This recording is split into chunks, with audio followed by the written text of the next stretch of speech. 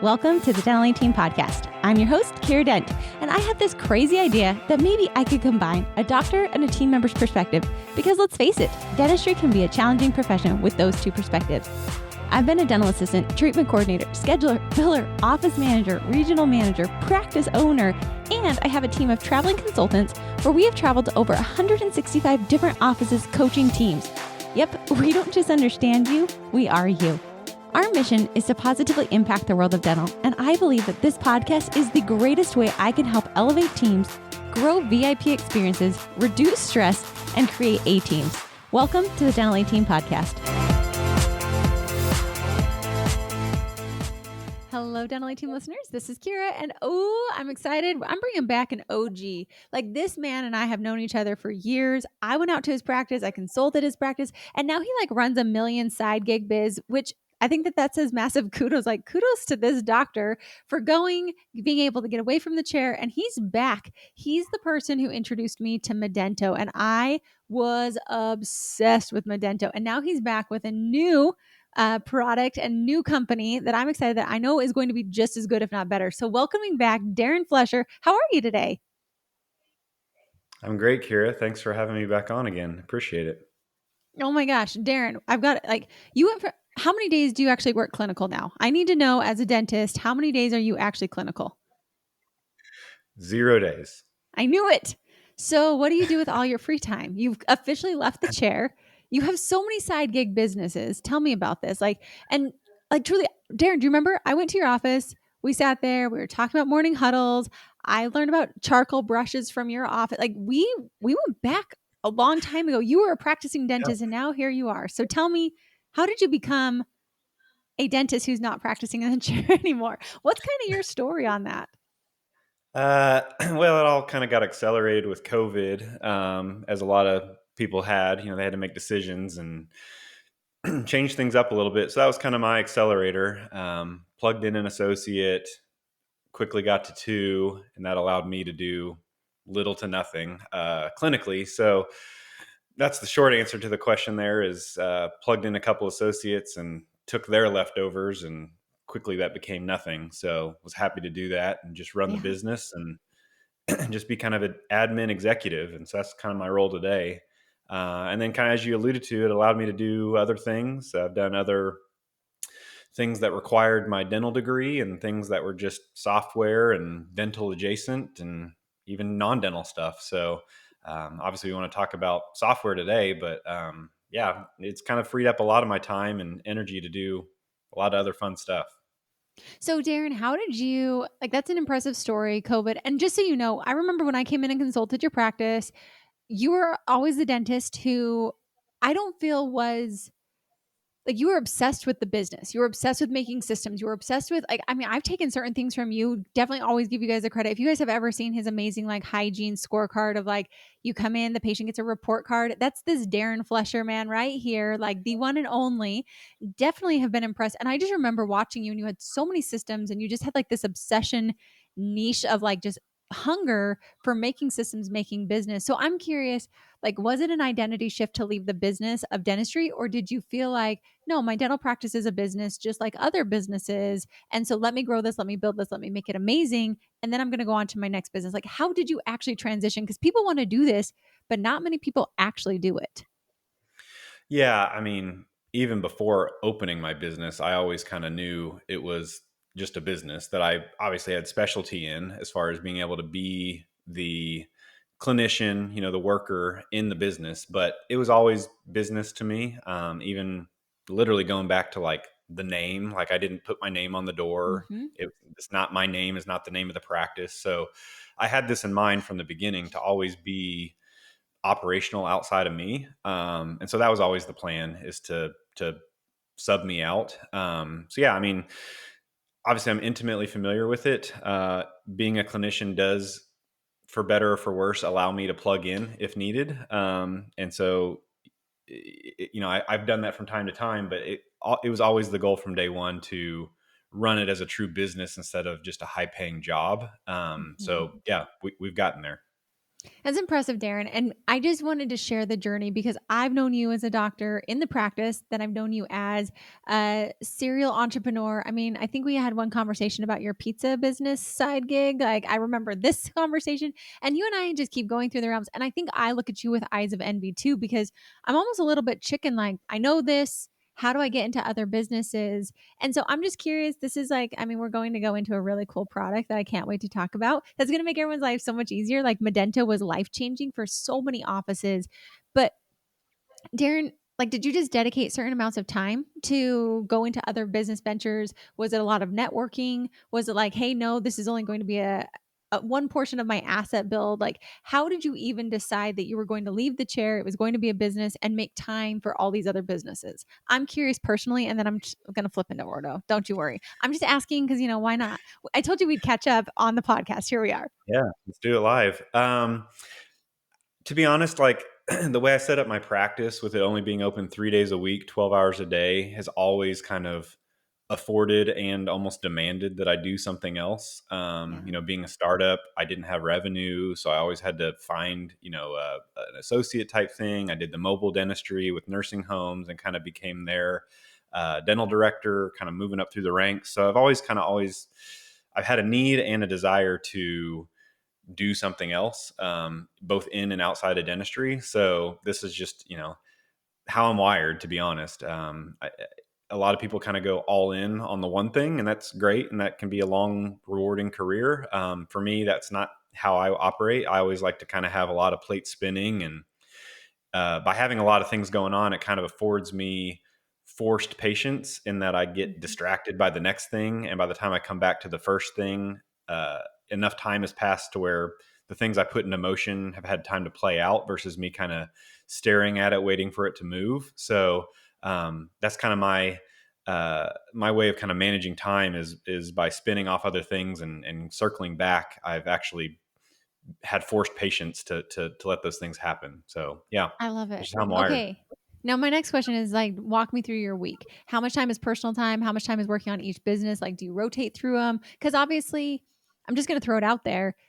I want you guys to realize listening to this, yes, we're going to talk about some other things, but to get to the dreams you want requires insane discipline. And Darren, that's something I've always admired about you. Like you literally will sit there for a good 2, 3 hours. You had no patience. And instead of like hanging out, chit chatting with me, I would walk past your office and you're working on some new formula, some new process. You were figuring out like you were the one, and I've given you credits. You guys have been on the podcast for a while about like sealants and fluoride and realizing that when fluoride goes up, your sealants will go down with patients due to but like you spend the time to do this. So walk me through how your week is. Like, how do you spin all these plates? Just again, selfishly for myself, but I know a lot of people are curious of like, how do you realistically do this for real life? Yeah, so I'm both very scheduled and also super flexible. So what I mean by that is if it doesn't end up on my calendar, it doesn't happen. But I Mhm. also have, nothing that requires me to actually do it at that time. I don't have like appointments or anything that's other than the fact that we're open 3 certain days a week, and I go in on those mornings for 2 to 3 hours to do all the things you just described. Make sure everything's operational, that I'm dealing with a vendor or putting out a fire or sorting through some situation. I don't really have a lot scheduled. I just kind of have rotation through my operations. Yeah. Ordo, I formally spend an hour a week on it, but then informally we have Slack and things going where we're talking about features or we're talking about offices and making sure we take care of them with customer service. So, we have a 1 hour, like you might call a level 10 meeting where we talk Mhm. about all the things. And then we have informal communication ongoing. I've got other things that are kind of the same way where we've got like a scheduled, here's our formal check-in, but then we also have, text threads and whatever to make sure we're keeping up on it. So it kind of has some flexibility between like the scheduled stuff is probably 10 hours a week on the schedule, and then the rest kind of gets filled in by the little things that come up with each thing. And so if I needed to check out of something, go on vacation or shift my focus because some big events happening with one of the businesses, I've got that flexibility because the formal version of each of those is only a few hours a week. The Mhm. informal is ongoing, and I can kind of put those on pause as needed. So that's kind of trying to straddle that um, staying kind of regimented on frequency and cadence and all that, but also making sure that I afford myself the option to pivot and focus when needed on one or the other. Sure. No, that's really awesome. And you alluded to Ordo, which fun story. I wanted Darren to get on. I knew we were going to talk about Ordo and I'm excited about it. I also think though it's fun for listeners to hear the progression journey. Like people love like, here, I want to hear about dental 18, but they really are curious of like, who's the person behind the scenes? How did you get here? How did you go from practicing dentist to now running Ordo, which is an incredible software? And that's why I always love having Darren on. Anytime he has a new product or things that he's developed, he's a dentist. It's built by dentists. It's got the needs and the niches. Like that's why I think Modento was so successful. You were part of it. It was built by, I mean, we've got we've got a hygienist who was part of the owners like in there. And so I mean her patient ended up being her husband who ended up being the software developer. So like really being in the trenches of dentistry that I think is really awesome. So walk us through, you've alluded to Ordo. I'm excited about Ordo. Kind of tell us because I know this now is going to free up people's lives. And like we were alluding to at the beginning, when you got more free time, you either are going to waste it or you're going to use it and make more time like you've done with all these other ventures. So walk me through, kind of talk to me about Ordo. What is it doing for people? How does it work? Kind of walk me through that. Yeah. So, like Modento, it's a layer on top of things you're already doing. It's a procurement software. So, it's going to help you manage inventory, place your orders, keep up with stock, make sure that things are happening on time and in budget. So, it saves a lot of time, it saves a lot of money. Um, it we basically layer on top of all your logins. So if you have a formulary, you know, Shine, Patterson, Darby, whatever, you're not losing any of that by using our software. We're essentially just one more layer on top of that where we will cross compare, price shop, you know, keep up with your history and you know, some of the cool features that in addition to just being kind of an aggregator, we've added in the ability to add your own pictures. So like, you know, you look through those magazines and sometimes there is no picture or it's the wrong picture and you're like, I don't Mm-hmm. know what this is. So as soon as you make that connection, you figure out what that thing is, you can put your own photo of your own office version of that thing. And now forever, when you go look up that burr or that handpiece, whatever it is, you'll have your picture there. You know what it is. And similarly, you can put a nickname on it. So if you want, you know, Dr. Flesher's favorite crown burrs, you know, you can search by Mm-hmm. that name now once you've kind of identified on the back end what the actual thing is called. You make that connection one time and now you can search by your nickname. Um, and then the really cool thing that I think is a huge differentiator for us is we integrate with Open Dental. We'll Cool. obviously eventually integrate with other practice managements, but that's the one that plays nice and you know, is the easiest to work with initially. So we integrate with Open Dental. We read your schedule. We can look at procedures, and we can let you Mm-hmm. know if we see things coming that are different from your historical. I'll give you a real life example that's happened in my office. So if you've got more extraction and grafts next week than you did 2 weeks ago, we will let you know. We'll say, hey, we see that you're restocking graft, but have you looked ahead to see that you're doing more? You might want to kind of pre-stock is kind of a term we came up with for that, um, and kind of prepare for that rather than just having the 5 or whatever on hand. You might need 15 because you got more coming. And so in that instance, you know, you could still do the extraction, you could still take care of the patient, but you'd lose out on revenue. You'd lose out on prepping that site for an implant. You know, so you haven't really taken the best care of the patient, and you've lost profitability for the practice. And so, you know, our $99 a month is going to be made up for in that one exchange where we've kind of shown you that future cast is the name of the Mm-hmm. feature. You know, in addition to the time savings and all that, it's worth it from many different angles on that price. But that feature alone, the future cast, and then you know, similarly, because we're reading your open dental, we can look at your collections, we can set your budget. You know, if you always want to be 5% or whatever your budget is for supplies, we'll set that for you at the beginning of the month based on last month's collections. You don't have to manually input any of that. So those are some of the cool things that we're doing. Yeah. And then Well, like the last little thing that I would mention before you ask whatever questions you want is you know I have them, we Darren. you got a lot of questions, I'm sure. We the vendors that we integrate with are pretty much all the major ones. Shine, Darby, Patterson. We even integrate with like Implant Direct and some of the, you know, smaller ones. But we also integrate with Amazon, Sam's, Costco. So like this doesn't have to just be dental supplies. We eventually want to be office ordering, whatever that is. So, whether you're ordering a patient chair or toilet paper, like we want to be your solution to come there, have your order history, have it be searchable, cross compare vendors. We want you to come to us and not have to log in anywhere else. Once you've added your login to the vendor, you auto log in through us, and you don't have to do that ever again. So that's I mean, having those vendors all in one spot and adding more all the time. We want to be kind of your one stop shop for all things dental ordering. That's really cool. And I'm just going to go back, like, Deren, we went back to your dental journey, and you were a dentist, a practicing clinician.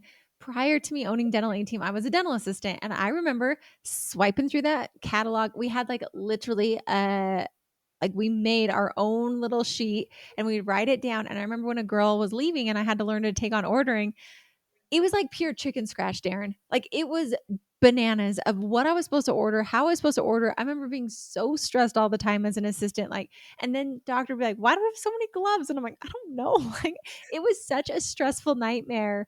And so this is something that I just geek out as a dental assistant, as an office manager, of being able to manage those supplies.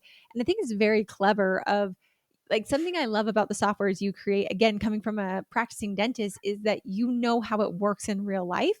And so I love that it's always like a layer on. And I love that you build it to integrate with the softwares. And I think that that's been a game changer for Modento, is that's how it was built. And so, and don't worry, Modento started with Open Dental first and then transitioned into all the other ones. So I know that will happen with Ordo, but I do have questions and I want to just know, because I'm sure there some of the listeners will think, well, this is awesome, but how is this different than like a buying group? I get cheaper discounts through a buying group. If I go with a bigger buying group, why would I go with Ordo? Like for me, I see time saving benefit as a team member. Like 99 bucks a month. Team members are pretty expensive these days. And so I think it's just a great outsource to cut down time and to keep your supplies and your budgets and like all of those things in line. Like obviously it's a no brainer of cost, but if I've got a buying group and I can get this cheaper in a buying group, what, how do you guys work with buying groups, or do you, like, how does that work? Yeah, so that's where I said like we just layer on top of whatever prices you already have. Like if you've got a formulary with any particular vendor, you just use your login one time with us and we store all that on the back end. And when you log in and you go search with them or for a specific supply, if they're still the best price with your pricing with them, they're going to be who you order that thing from. But occasionally they won't be the best price, and or you want to kind of have a better history, or you need to kind of go outside the box on what you need. We're going to be a solution that's looking across all vendors, and eventually we will, with volume, have our own pricing, probably with Mhm. kind of the the group size that we'll That was have. But my guess. I'm yeah, like, "Just but wait in for it." yeah. So, but initially, we're just going to layer on top of whatever you're doing, and you'll continue to get the prices you're getting with whoever you've already arranged them with. Nothing changes there, so you're not losing anything. You're only adding. Awesome. Okay. And then my next question I was thinking about is, like, a lot of these vendor companies are awesome, but the startup is really hard. And so team members don't buy into it. They don't want to do it. Like, I have known several supply companies that have tried to come in and do this, but it's too hard. So walk me through, like, how is this for the team experience? My hunch is with Modento, with who you are and the processes you create, I'm guessing it's very simple, but I know that that's always the, like, it's the catch. Doctors want to do it. It's dirt cheap. It helps with so many things, but the team's like, forget it. I mean, Deren, I had a doctor. We were going to go forward with a product and the team did a demo. They did it for the first day and they're like, cut this. We hate it. And so I know that teams are really usually the sticking point of, if they're not willing to do it, oftentimes it doesn't work. So walk me through, how easy is this, or how hard, or like how much time is required of the team? So we have a core four team, and three of us are dentists. So Mhm. and all practice owners. So this is built. Not even Modento had me on the team as a dentist. We've got three on the team this time, and we all own different practices. And so this has been tested, internally and now externally with users, and they're giving us great feedback. So as much as it's built by dentists, it's currently being refined and even more built by the assistants. So we're getting our own feedback from our offices, and so a lot of those features came from users. As we go, we continue to integrate, and that's kind of the beauty of being small and nimble. Is we hear a good idea, and it doesn't have to run through a bunch of red tape to get it implemented. We just figure out how to actually put it into place on the back end with our software developers, and we make it happen. So um, we have a lot of training. We've got a lot of looms and videos, but we also have a really great hands-on support team, including one of our core team members. One of our dentists is willing to hop on a call with you if it really gets to that level. So we are really adaptable, really young and hungry, and willing to go the extra mile with making sure that we take care of people. We know that really customer service is key to all this stuff. So having a great product was obviously step one, but having the support and the ability to really make sure it gets implemented and done right by the end user is obviously the kind of the key to, as far as making sure it gets adopted.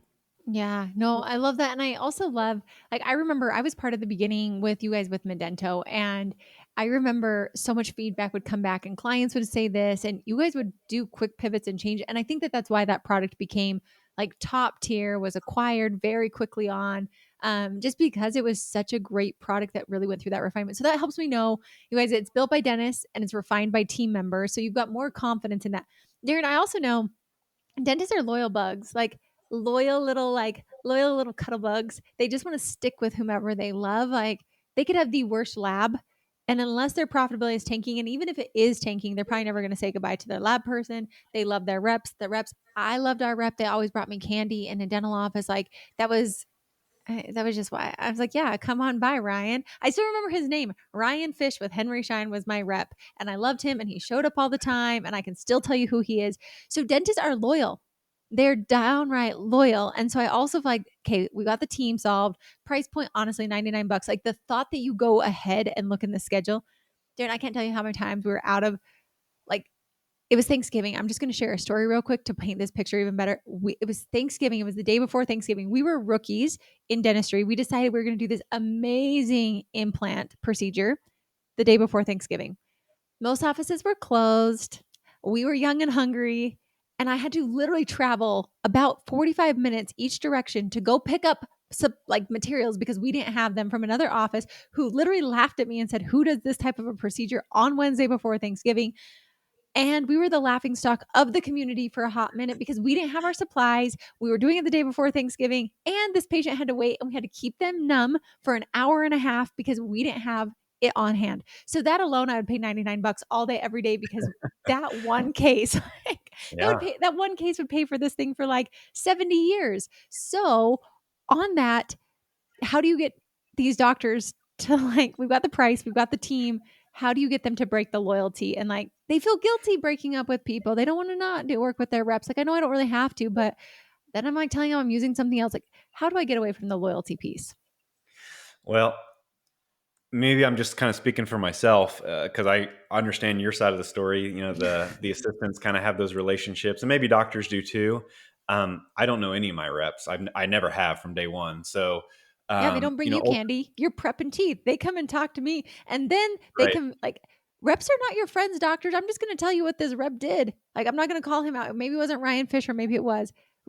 Like, Darren, they sit there. And when I wanted another job, who do I go to? I went to the rep, because the reps go from office to office to office, and they play matchmaker as well. And I'm not here to say reps are terrible people, because I got a lot of good friends. But this is why they don't know the doctors, Ryan. They know team members. And we go to them, and they're like our therapist in a really awful way, but I literally am always like, go to your reps, ask them who's hiring, ask them because they know everything. They're like the dental gossip crew, and I love them for it. But that's probably why you don't know them, because they weren't looking for jobs for you.